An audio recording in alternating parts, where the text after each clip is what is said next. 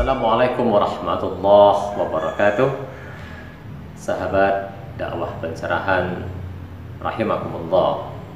Kembali kita bersua melanjutkan kajian kita seri tuntunan hidup Islami, khususnya tuntunan kehidupan pribadi kita dalam aspek akidah.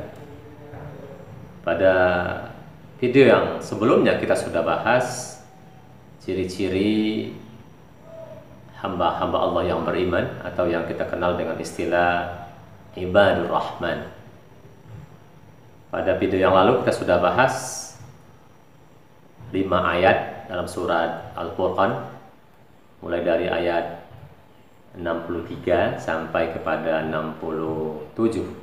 Pada kesempatan kali ini kita akan bahas ayat 68 sampai ayat 71. A'udzubillahi minasyaitonirrajim. Bismillahirrahmanirrahim. Walladzina la yad'una ma'allahi ilahan akhar wa la yaqtuluna an-nafsa allati harramallahu illa bil haqq wa la yaznun wa man yaf'al dzalika yalqa athama. Kata Allah, dan orang-orang yang tidak menyembah Tuhan yang lain beserta Allah dan tidak membunuh jiwa yang diharamkan oleh Allah kecuali dengan alasan yang benar dan tidak berzina, barang siapa yang melakukan demikian niscaya dia mendapatkan pembalasan dosanya. Jadi pada ayat 68 ini Allah katakan bahwa ciri orang hamba-hamba Allah yang beriman itu adalah mereka-mereka yang tidak mempersekutukan Allah, mereka-mereka yang tidak membunuh anak-anak mereka ataupun membunuh orang lain tanpa hak. Di mana hak membunuh itu umpamanya berdasarkan kisos, orang membunuh maka dia mesti dibunuh, itu kan adalah sesuatu yang dibolehkan. Kemudian yang ketiga, mereka tidak melakukan zina. Dalam sebuah riwayat dikatakan dari Abdullah ibnu Mas'ud, su'ila Rasulullah sallallahu alaihi wasallam ayu zambi akbar, qala an taj'ala lillahi nidda wa huwa khalaqaka, qala thumma ay, qala an taqtula waladaka khasyata an yat'ama ma'ak, qala thumma ay, qala an tazani khalilatan jarika, qala Abdullah wa anzalallahu tasdiqa dzalik walladzina la yad'una ma'allahi illa ilaha akhar wa la yaqtuluna an-nafsa allati harramallahu illa bil haqq wa la yaznun wa may yaf'al dzalika yalqa atham. Ketika Rasulullah SAW ditanya dosa apakah yang paling besar, maka Rasulullah SAW menjawab, bila kamu menjadikan tandingan-tandingan bagi Allah padahal Dia yang telah menciptakan. Lalu ditanya lagi, kemudian apa? Rasul jawab, bila kamu membunuh anakmu karena takut dia ikut makan bersamamu. Kemudian ditanya lagi, kemudian apa lagi ya Rasulullah? Rasul menjawab, bila kamu berzina dengan istri tetanggamu.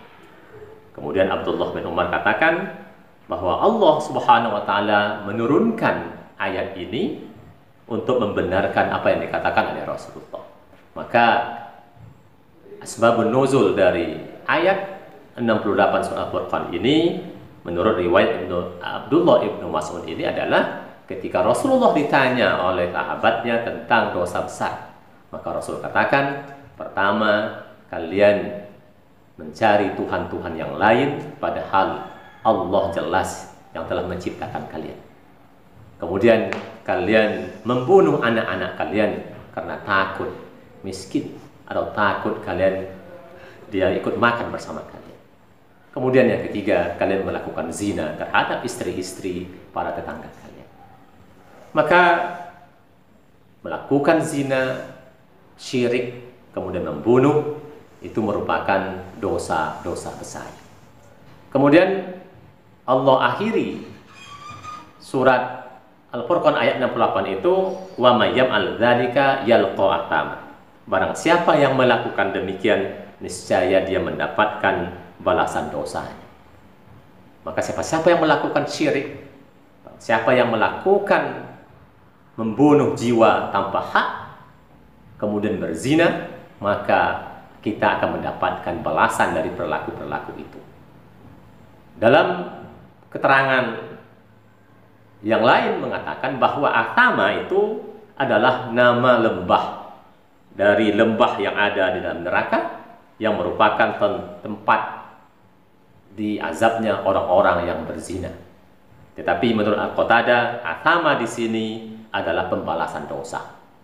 Maka dalam sebuah riwayat dikatakan, Luqman pernah berkata kepada anaknya, "Hai anakku, hindarilah perbuatan zina.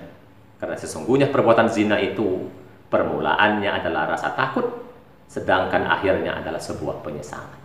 Maka tentu kita sebagai orang-orang yang beriman, orang yang selalu menjaga pribadi, menjaga hal-hal yang kita lakukan dalam hidup ini, tentu kita mampu untuk terhindar dari perilaku-perilaku dosa besar ini, apakah itu zina, apakah itu syirik, maupun juga membunuh jiwa yang diharamkan oleh Allah Subhanahu wa Ta'ala. Kemudian ayat 69 dan surah Al-Furqan, yudha'af lahul azabu yaumal qiyamah, yakni akan dilipat gandakan azab untuknya pada hari kiamat. Artinya, barang siapa yang melakukan perilaku-perilaku syirik, berzina, membunuh tanpa hak, maka dia akan mendapatkan azab yang berulang-ulang, azab yang betul-betul akan diberikan oleh Allah dengan azab yang sangat keras sekali. Maka Allah katakan, wa yahlud fihi muhana, dan dia akan kekal dalam azab itu dalam keadaan terhina. Kita lanjutkan dengan ayat 70 dari surah Al-Furqan ini, illa man taba wa amana wa amila amalan salihah, kecuali orang-orang yang bertaubat, beriman dan mengerjakan amal soleh. Maka orang-orang yang bertaubat, orang-orang yang menyesali kesalahan-kesalahan dosa-dosanya, maka mereka tentu tidak akan mendapatkan azab yang seperti itu. Maka Allah akan menerima taubat-taubat mereka. Lalu Allah katakan, faulaika yubaddilullahu sayyi'atihim hasanat wa kana Allahu ghafurar rahima. Maka kejahatan mereka akan diganti dengan kebajikan, dan Allah Maha Pengampun lagi Maha Penyayang. Maka tentu orang-orang yang bertaubat, yang menyesali dari perbuatan-perbuatan dosa yang sudah mereka lakukan, maka Allah akan mengganti kejahatan-kejahatan, perilaku-perilaku dosa yang kita lakukan itu akan digantikan oleh Allah dengan kebaikan-kebaikan. Dalam hal ini ada dua pendapat tentang mengganti kejelekan dengan kebaikan itu. Yang salah satunya mengatakan bahwa amal buruk mereka akan diganti dengan amal kebaikan.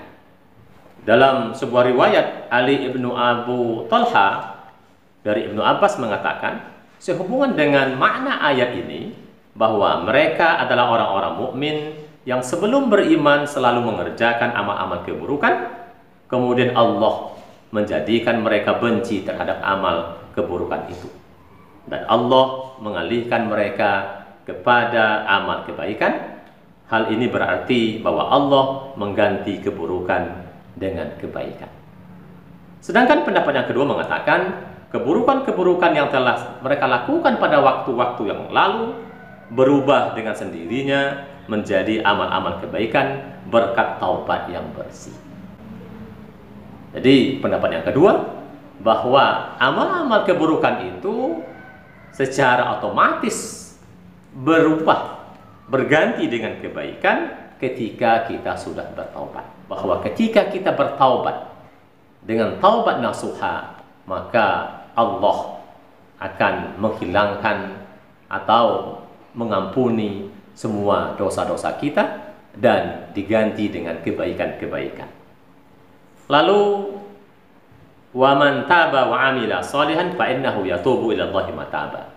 Ayat 71 Al-Furqan. Dan orang yang bertaubat dan mengerjakan amal soleh, maka sesungguhnya dia bertaubat kepada Allah dengan taubat yang sebenar-benarnya. Artinya Allah menerima taubat mereka. Kemudian Allah katakan, "Qul ya ibadiyalladzina asrafu ala anfusihim la taqnatu min rahmatillah." Katakanlah, hai hamba-hambaku yang melampaui batas terhadap diri mereka sendiri, janganlah kalian berputus asa dari rahmat Allah. Maka jalan yang terbaik bagi kita selalu menyadari akan dosa, perbuatan-perbuatan yang tidak baik yang kita lakukan, kemudian kita merubah, bertaubat kepada Allah, dan jangan pernah kita berputus asa atas ampunan Allah, karena Allah Maha Pengampun terhadap hamba-hambanya. Nasrun minallah wa fathun qarib wa basyiril mu'minin. Wassalamualaikum warahmatullahi wabarakatuh.